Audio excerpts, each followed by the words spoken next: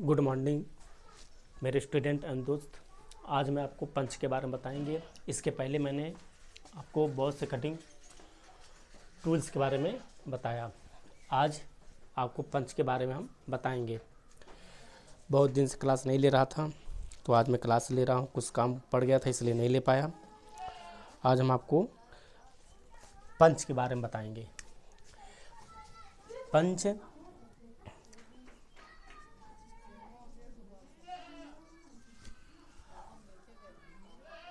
पंच से कोई वर्कशॉप होता है, कोई जॉब होती है।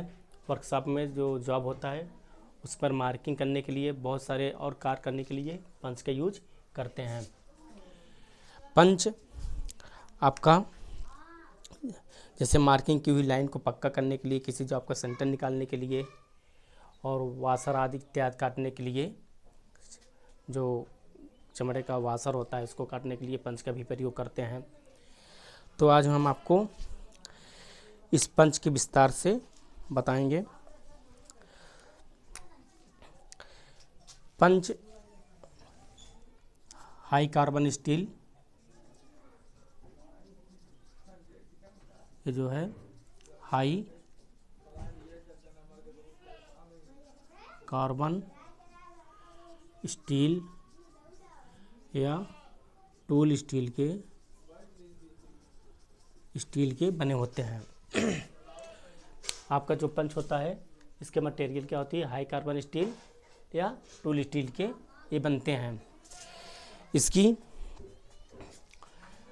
पार्ट, ये आपका पंच है। इसके क्या है? ये ऊपर वाला हेड कहलाता है और ये बॉडी होती है और ये पॉइंट होता है। बॉडी पर नर लिखी होती है जिससे आपका हाथ फिसले ना और पकड़ मजबूत रहे, इसलिए नर करते हैं। पंच कई प्रकार के होते हैं।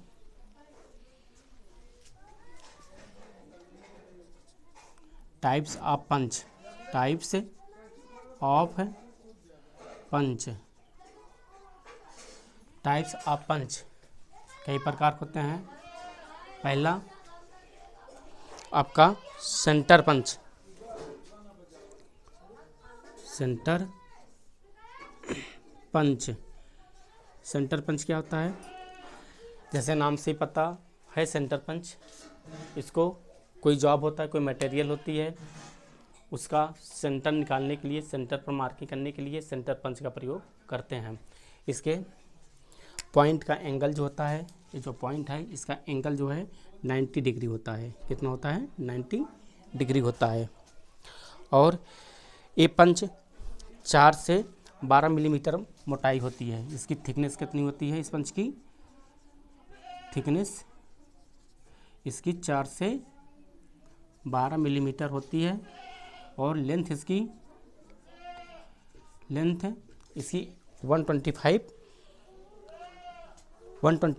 मिलीमीटर होती है। 125 मिलीमीटर होती है इसकी लंबाई सेंटर पंच की। और दूसरा डॉट पंच, दूसरा आपका आता है डॉट पंच। डॉट पंच जैसे नाम से पता है, डॉट पंच कोई जॉब होती है, मान लो वर्षा में कोई जॉब है, उस जॉब पर आपको मार्किंग स्क्राइबर के द्वारा मार्किंग करते हैं। स्क्राइबर द्वारा जो मार्किंग करते हैं, तो अगर हम उस पर पंच नहीं करेंगे तो वो लाइनें मिट जाएंगी। उस लाइन को पक्का करने के लिए हम डॉट पंच का प्रयोग करते हैं और इस पर डॉट लगा देते हैं, मतलब इसमें पंच कर देते हैं। डॉट छोटा छोटा पॉइंट लगा देते हैं जिससे लाइन आपकी पक्का हो जाती है, मिटती नहीं है। जॉब बनाते समय आपकी जो लाइनें होती हैं साफ साफ दिखाई देती हैं और मिटती नहीं है। तो वो नाम से ही पता है, डॉट पंच।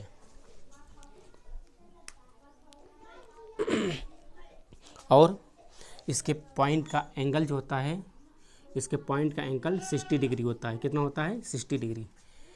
इसके पॉइंट एंगल 60 डिग्री होता है। पेपर पूछते हैं डॉट पंच का एंगल कितना होता है 60 डिग्री और सेंटर पंच का एंगल कितना होता है 90 डिग्री होता है। इसके बाद तीसरा आपका कौन सा है, प्रिक पंच। प्रिक पंच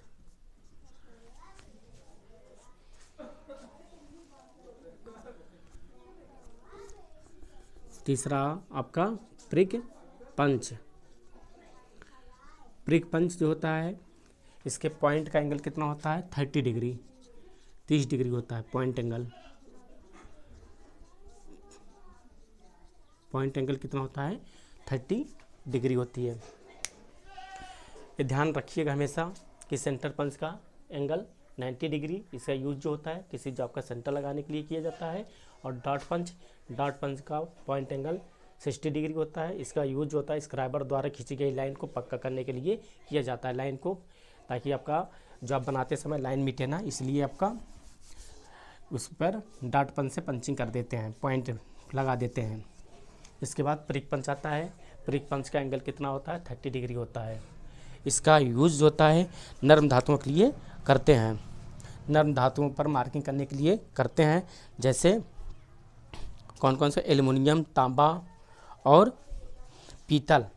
एल्युमिनियम, तांबा, पीतल जो नर्म धातु होते हैं उस पर पंचिंग करने के लिए करते हैं, प्रिक पंच का प्रयोग करते हैं।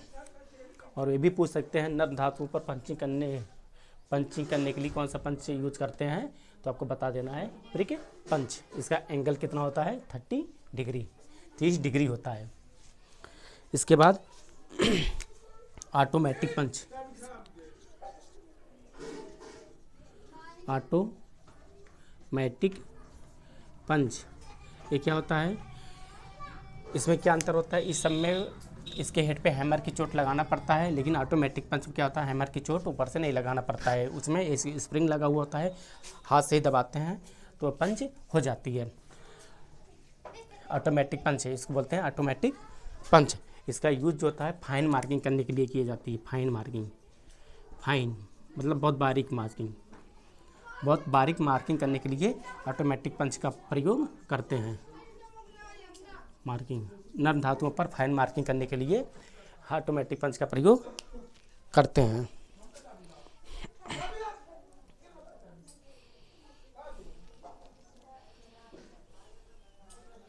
अगर इसकी पावर को बढ़ाना है, हैमर की चोट को बढ़ाना है, तो इसमें ऊपर कैप लगा हुआ होता है, इसको घुमा करके उसके पावर को बढ़ा सकते हैं।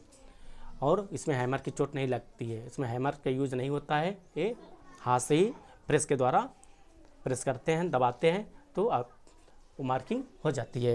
फाइन मार्किंग के लिए इसे यूज करते हैं। और सही मार्किंग, एक्यूरेट मार्किंग होती है, फाइन मार्किंग होती है, सूक्ष्म मार्किंग, अच्छी मार्किंग होती है। इसके बाद अगला आता है आपका सॉलिड पंच। इसका आता है सॉलिड पंच।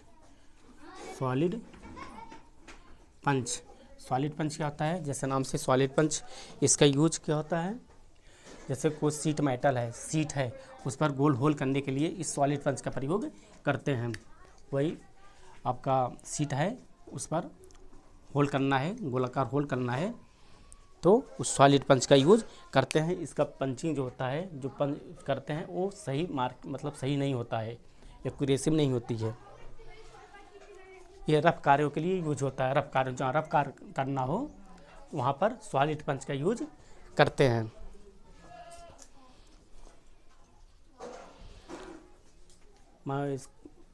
जानते रहो कि जो सीट होती है अगर उस पर होल करना है तो हम सॉलिड पंच की सहायता से उस पर होल करते हैं। ये रफ कार्यों के लिए यूज होता है सॉलिड पंच।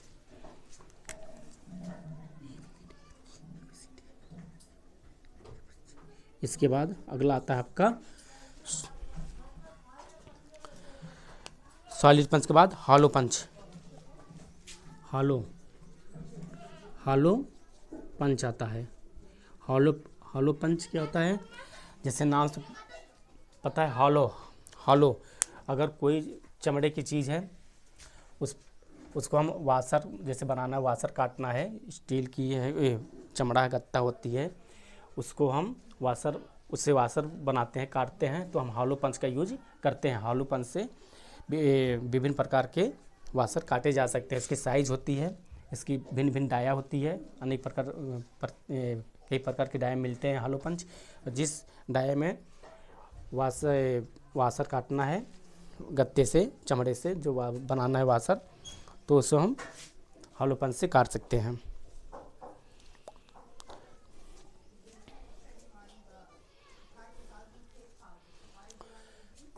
हॉलो पंच से आपका वाशर आदि काटा जाता है। जैसे जो वाशर होती है, चमड़े का वाशर बनता है, लेदर का, चमड़े का जो बनता है, तो उसको बनाने के लिए हॉलो पंच का यूज करते हैं।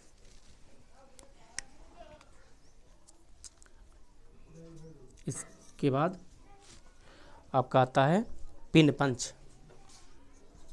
पिन पंच आता है। पिन पंच क्या होता है? पिन पंच के जैसे मतलब है, ये सब जो पंच होती हैं थोड़ा इसके साइज से इसका साइज़ बड़ा होता है। पिन, इसका यूज जो होता है, कोई पिन होता है, अगर किसी जॉब में पिन है, उसको पिन निकालने के लिए इस पिन पंच का यूज करते हैं। ये पतली होती है और लंबी होती है। ये पिन पंच जो होती है लंबी होती है। जो अन्य पंच होते हैं, इन पंच की अपेक्षा इस पंच की लंबाई जो होती है, लेंथ जो होती है, लंबी होती है। इसको बोलते हैं पिन पंच। बेल पंच, बेल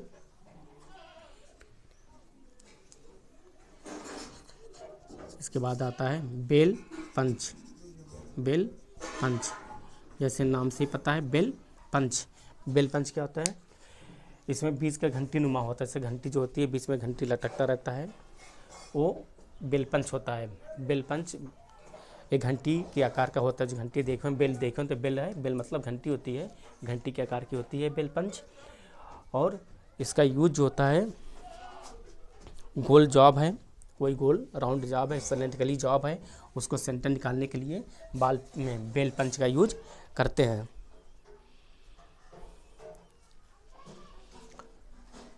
पूछ भी सकते हैं बेल पंच का यूज कहाँ करते हैं? कोई सिलेंड्रिकली जॉब है, गोलाकार जॉब है, उसको सेंटर निकालने के लिए हम बेल पंच का यूज करते हैं।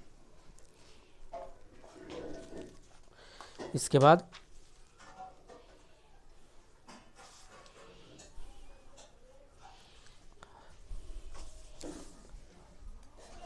आपका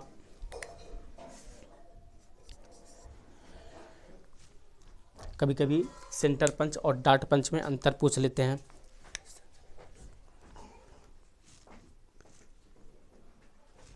सेंटर पंच और डार्ट पंच में अंतर पूछ लेते हैं। सेंटर पंच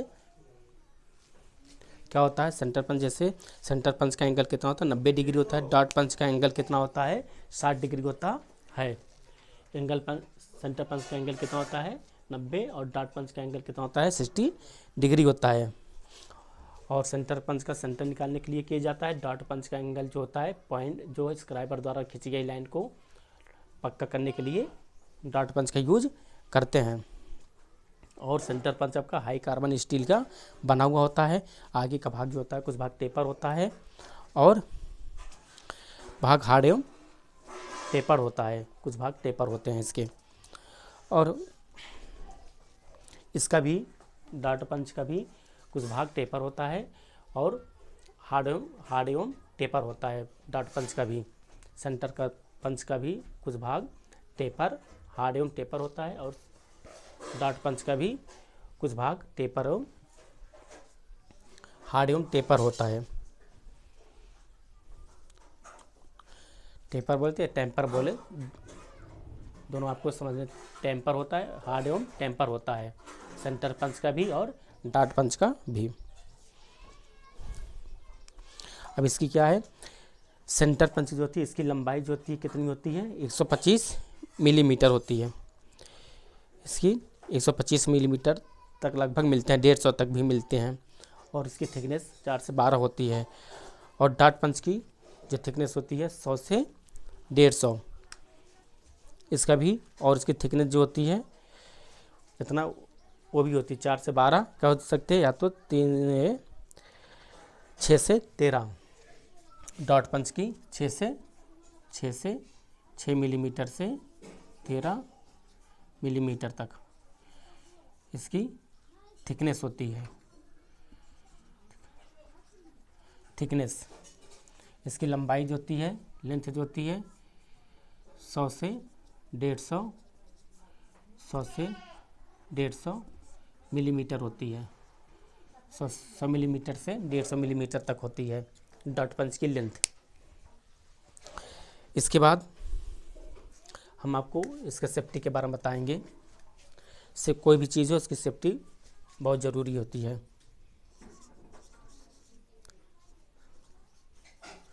सेफ्टी के बारे में हम आपको बताएंगे। सेफ्टी क्या चीज़ है। कोई भी कार अगर आप करते हैं, अगर सेफ्टी यूज़ नहीं करते हैं तो आपको आपका कार एक्यूरेसी नहीं होगा, अच्छी तरह से नहीं होगा और आपको चोट भी लग सकती है। इसलिए सेफ्टी को ध्यान में रखते हुए कार को करना चाहिए। क्या करना चाहिए, क्या कार करने जा रहे हैं, क्या जॉब बनाने जा रहे हैं, तो इसी के अनुरूप आपको पंच का यूज करना होता है। और पंच का जो पॉइंट होता है वो नुकीला होना चाहिए।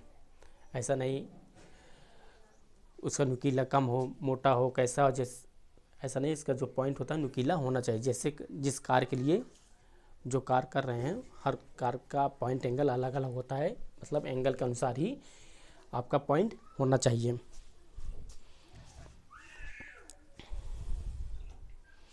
क्या है कि इसका पंच का यूज बहुत हार्ड धातुओं के लिए नहीं करते हैं, बहुत ज़्यादा हार्ड जो धातु होती है उसके लिए नहीं करते हैं। और पंचिंग करने के लिए हैमर का यूज करना, कोई हैमर ज़्यादा भारी होता है, कोई हैमर कम होता है। लगभग जैसे डार्ट पंच के लिए आपका बॉल पेन हैमर का यूज करना चाहिए। जो काम करने जा रहे हैं उसी अनुरूप आपको हैमर का चॉइस करना चाहिए, उसी अनुरूप आपको हैमर का यूज करना चाहिए। जैसे आप पंचिंग करेंगे जब डार्ट पंच से, तो आपको बॉल पेन हैमर का यूज करना है, जो है 1.25 किलोग्राम, 1.50 से 2.50 तक लगभग डार्ट पंच का जो वेट होती है, हैमर का वेट होता है, उसको लेना चाहिए डार्ट पंच का। इसके बाद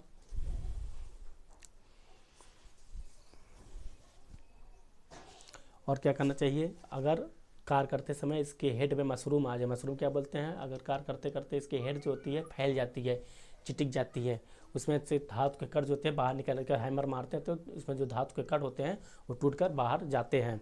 वो आपको आँख में भी लग सकते हैं, कहीं पर भी लग सकते हैं। तो मशरूम, उसको बोलते हैं मशरूम हेड। मशरूम हेड जो होती है उसको, मशरूम हेड वाले चीज़ आपको पंच को यूज़ नहीं करना है। अगर हो गई है तो उसको ग्राइंड कर लेना है, आपको ग्राइंडर मशीन से ग्राइंड कर लेना है। ये मैं आपको आज पंच के बारे में बताया। ये पंच आपको पूछते हैं, मेन आपको जानते रहिएगा कि सेंटर पंच का एंगल 90 डिग्री, डॉट पंच का एंगल 60 डिग्री और प्रिक पंच का प्रिक पंच का एंगल 30 डिग्री। यही अधिकतर पूछते हैं, एंगल पूछते हैं और यूज पूछते हैं। इसका यूज कहाँ होता है, इसका यूज होता है सेंटर पंच का सेंटर निकालने के लिए, जैसे नाम से ही पता हो चल रहा है सेंटर पंच का यूज क्या होता है, सेंटर निकालने के लिए होता है। और डॉट पंच के लिए क्या होता है, स्क्राइबर द्वारा मार्किंग की गई लाइन को पक्का करने के लिए डॉट पंच का यूज करते हैं। और प्रिक पंच का यूज फाइन मार्किंग करने के लिए की जाती है, नरम धातु में जैसे एल्युमिनियम हो गया, उन सब पर मार्किंग करने के लिए आप प्रिक पंच का यूज करते हैं। इसके एंगल कितना होता है, 30 डिग्री होता है और लंबाई 125 से 100 से 125 है, 100 से 150 के बीच में होती है ये डॉट पंच। और 125 मिलीमीटर तक आपका सेंटर पंच की लेंथ होती है, उसकी थिकनेस होती है 4 से 12 मिलीमीटर, 4 मिलीमीटर से 12 मिलीमीटर। और ये 6 मिलीमीटर से 13 मिलीमीटर डॉट पंच की थिकनेस होती है। और एक चीज़ जानते रहे, इसकी साइज